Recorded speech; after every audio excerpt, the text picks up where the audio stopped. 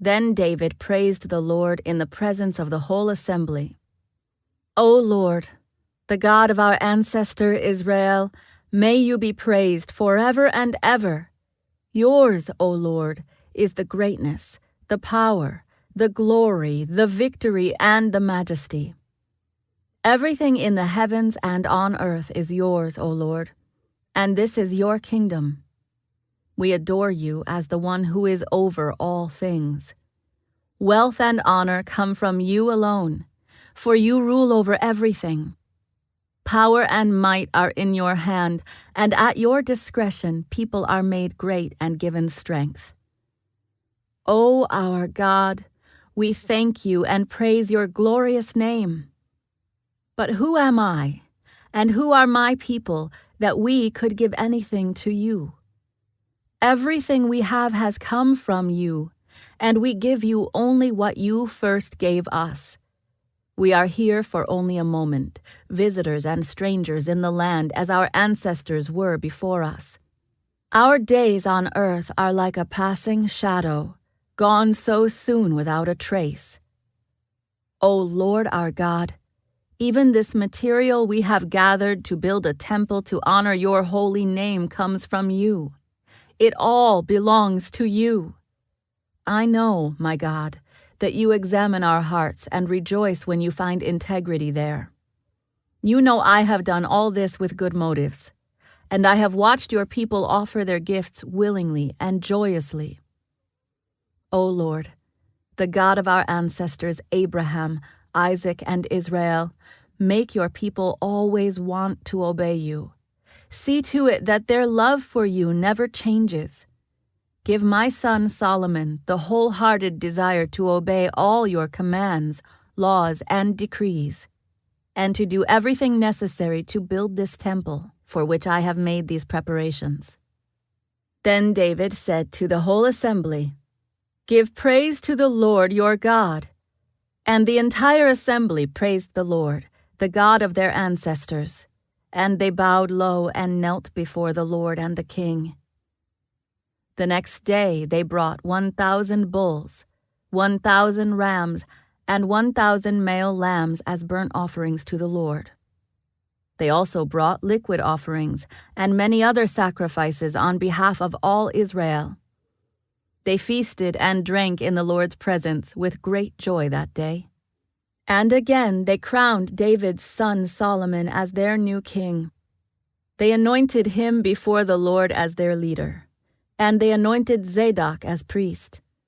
So Solomon took the throne of the Lord in place of his father David, and he succeeded in everything, and all Israel obeyed him. All the officials, the warriors, and the sons of King David pledged their loyalty to King Solomon. And the Lord exalted Solomon in the sight of all Israel, and he gave Solomon greater royal splendor than any king in Israel before him. So David, son of Jesse, reigned over all Israel. He reigned over Israel for 40 years, 7 of them in Hebron and 33 in Jerusalem. He died at a ripe old age, having enjoyed long life, wealth, and honor. Then his son Solomon ruled in his place. All the events of King David's reign, from beginning to end, are written in the record of Samuel the seer, the record of Nathan the prophet, and the record of Gad the seer. These accounts include the mighty deeds of his reign, and everything that happened to him and to Israel, and to all the surrounding kingdoms. Solomon, son of David, took firm control of his kingdom, for the Lord his God was with him and made him very powerful.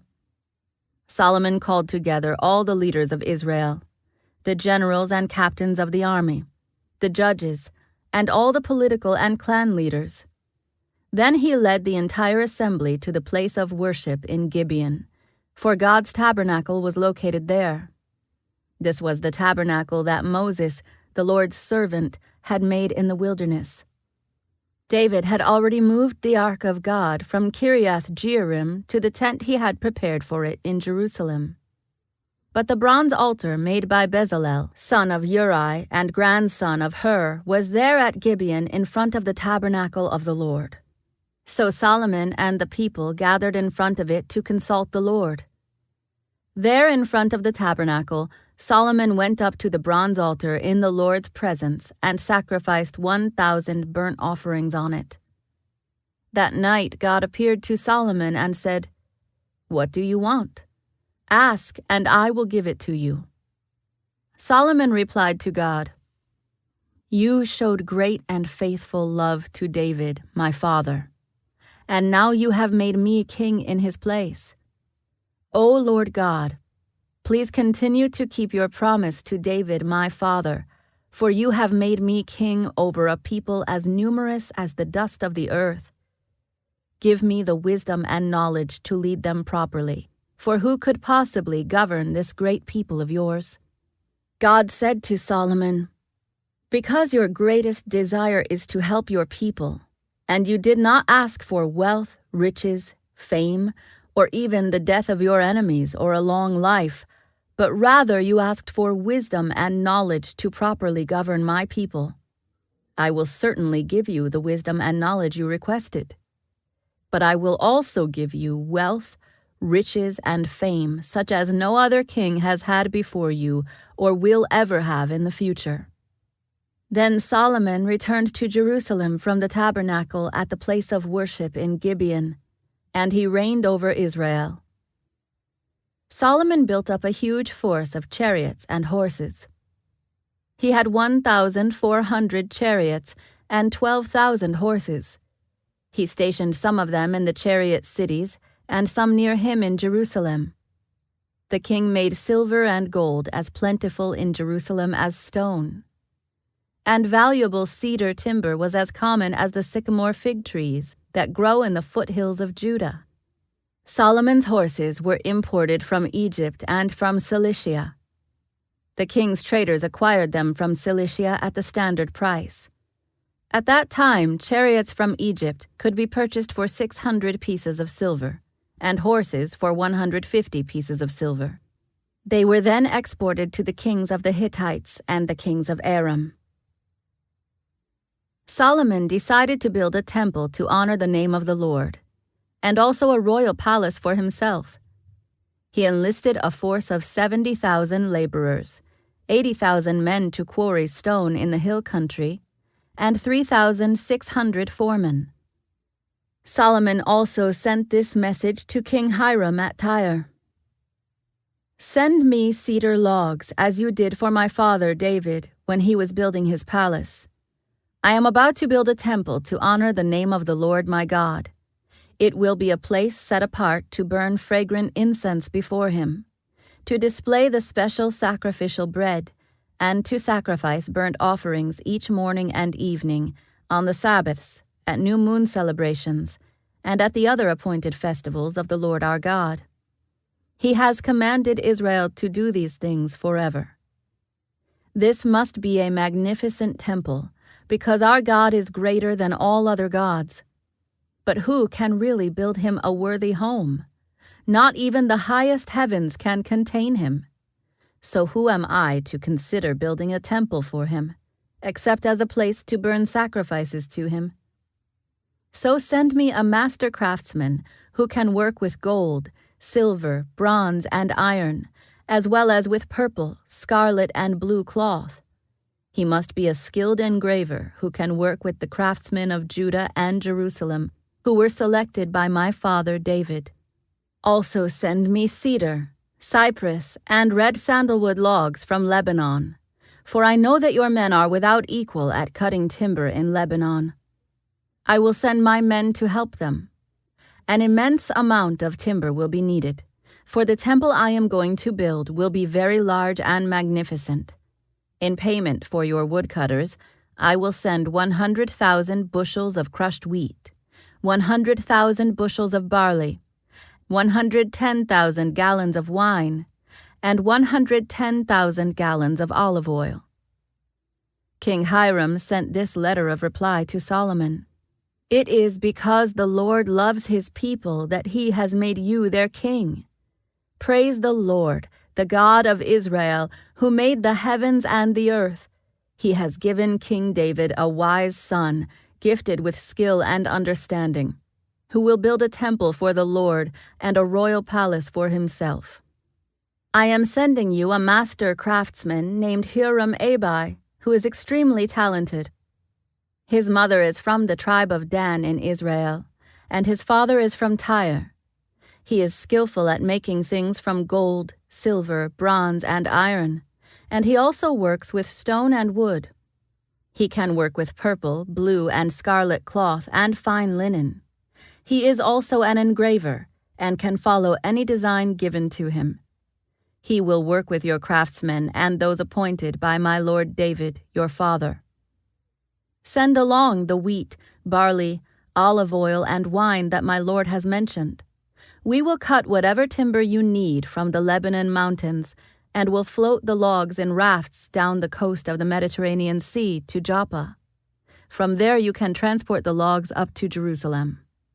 Solomon took a census of all foreigners in the land of Israel, like the census his father had taken, and he counted 153,600. He assigned 70,000 of them as common laborers, 80,000 as quarry workers in the hill country, and 3,600 as foremen. So Solomon began to build the temple of the Lord in Jerusalem on Mount Moriah, where the Lord had appeared to David, his father. The temple was built on the threshing floor of Araunah the Jebusite, the site that David had selected. The construction began in mid-spring, during the 4th year of Solomon's reign. These are the dimensions Solomon used for the foundation of the temple of God, using the old standard of measurement. It was 90 feet long and 30 feet wide. The entry room at the front of the temple was 30 feet wide, running across the entire width of the temple, and 30 feet high. He overlaid the inside with pure gold. He paneled the main room of the temple with cypress wood, overlaid it with fine gold, and decorated it with carvings of palm trees and chains. He decorated the walls of the temple with beautiful jewels and with gold from the land of Parvaim. He overlaid the beams, thresholds, walls, and doors throughout the temple with gold, and he carved figures of cherubim on the walls. He made the most holy place 30 feet wide, corresponding to the width of the temple, and 30 feet deep. He overlaid its interior with 23 tons of fine gold. The gold nails that were used weighed 20 ounces each. He also overlaid the walls of the upper rooms with gold. He made 2 figures shaped like cherubim, overlaid them with gold, and placed them in the most holy place. The total wingspan of the 2 cherubim standing side by side was 30 feet. One wing of the first figure was 7.5 feet long, and it touched the temple wall. The other wing, also 7.5 feet long, touched one of the wings of the second figure. In the same way, the second figure had one wing 7.5 feet long that touched the opposite wall. The other wing, also 7.5 feet long, touched the wing of the first figure. So the wingspan of the 2 cherubim side by side was 30 feet. They stood on their feet and faced out toward the main room of the temple. Across the entrance of the most holy place, he hung a curtain made of fine linen, decorated with blue, purple, and scarlet thread, and embroidered with figures of cherubim. For the front of the temple, he made 2 pillars that were 27 feet tall, each topped by a capital extending upward another 7.5 feet. He made a network of interwoven chains and used them to decorate the tops of the pillars.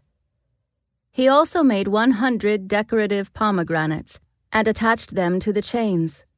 Then he set up the 2 pillars at the entrance of the temple, one to the south of the entrance and the other to the north. He named the one on the south Jachin, and the one on the north Boaz. Solomon also made a bronze altar 30 feet long, 30 feet wide, and 15 feet high. Then he cast a great round basin, 15 feet across from rim to rim, called the Sea. It was 7.5 feet deep and about 45 feet in circumference. It was encircled just below its rim by 2 rows of figures that resembled oxen. There were about 6 oxen per foot all the way around, and they were cast as part of the basin. The Sea was placed on a base of 12 bronze oxen, all facing outward.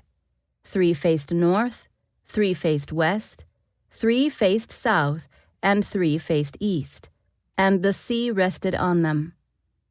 The walls of the Sea were about 3 inches thick, and its rim flared out like a cup and resembled a water lily blossom. It could hold about 16,500 gallons of water. He also made 10 smaller basins for washing the utensils for the burnt offerings. He set 5 on the south side and 5 on the north. But the priests washed themselves in the Sea. He then cast 10 gold lampstands according to the specifications that had been given, and he put them in the temple. 5 were placed against the south wall, and 5 were placed against the north wall. He also built 10 tables and placed them in the temple, 5 along the south wall and 5 along the north wall. Then he molded 100 gold basins. He then built a courtyard for the priests and also the large outer courtyard.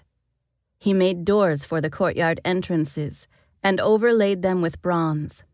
The great bronze basin called the Sea was placed near the southeast corner of the temple.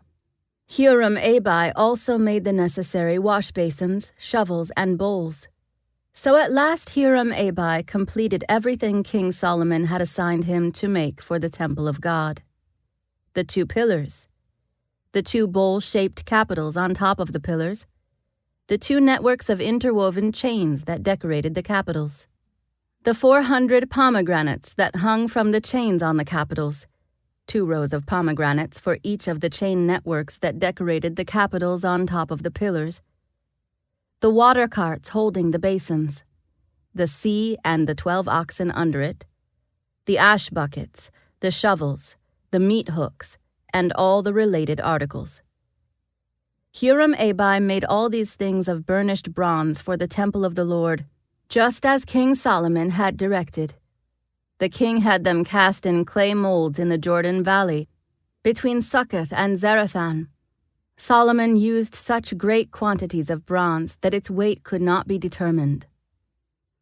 Solomon also made all the furnishings for the temple of God: the gold altar, the tables for the bread of the presence, the lampstands and their lamps of solid gold to burn in front of the most holy place as prescribed, the flower decorations, lamps, and tongs, all of the purest gold, the lamp snuffers, bowls, ladles, and incense burners, all of solid gold, the doors for the entrances to the most holy place and the main room of the temple, overlaid with gold.